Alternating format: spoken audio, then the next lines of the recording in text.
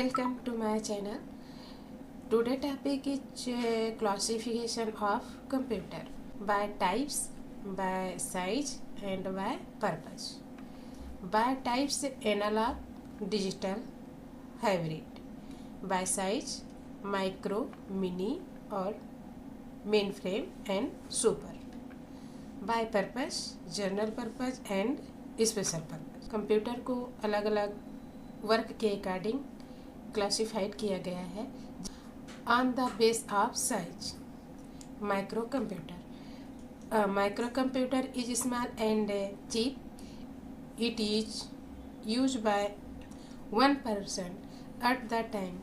It is found in homes, schools and office. A microcomputer is small and cheap. It is used by one person and time. It is found in homes, school and office. Example desktop and laptop. जैसा कि आप जानते हैं micro computer जो होता है उसका use होता है पर्सनल वर्क के लिए. जैसे कंप्यूटर घर पे भी रखा जा सकता है, स्कूल पे रखा जा सकता है, ऑफिसों में भी रखा जा सकता है और डेस्कटॉप हो गया, लैपटॉप हो गया, इस तरीके से. Second mini computer. Mini computer is smaller than a micro frame but can still be use by many peoples. It work slower than mainframe. It used in small business. Examples PDP series. जैसा कि mini computer जो होता है इसके नाम से पता चल रहा है कि यह छोटा मेनफ्रेम कंप्यूटर है. कई लोग इसका यूज कर सकते हैं. या जो इसकी मेन फ्रेम कंप्यूटर होता है उसकी जो इससे गति होती है, जो स्पीड होती है, धीमी होती है और इसका जो यूज होता है तो छोटे छोटे व्यवसाय में, व्यापारों में किया जाता है. Third main frame computer. Main frame is a large computer use by big companies.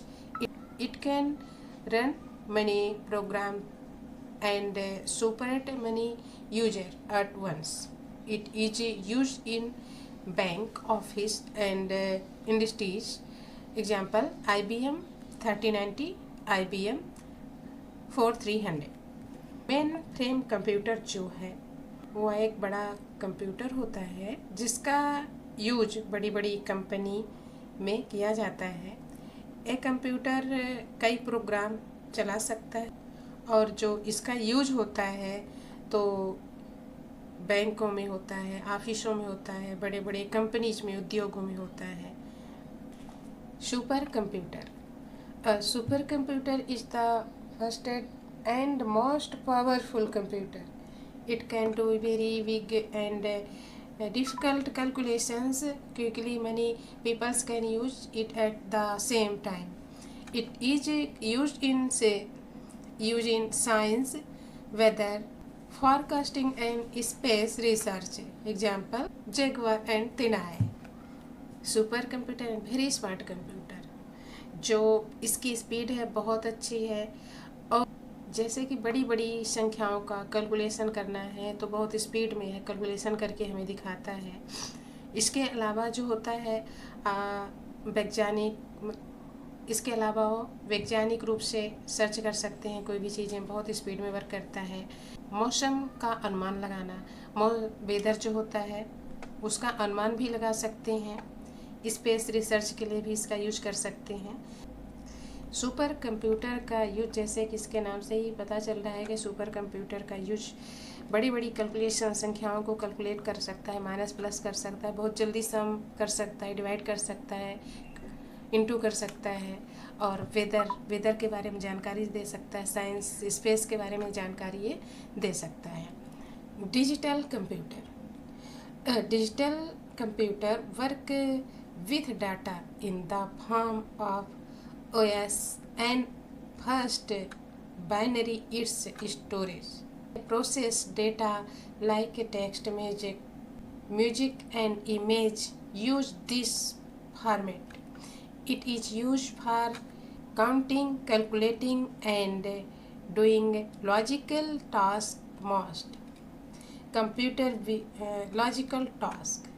A digital computer work with data in the form of 0 and 1 first binary.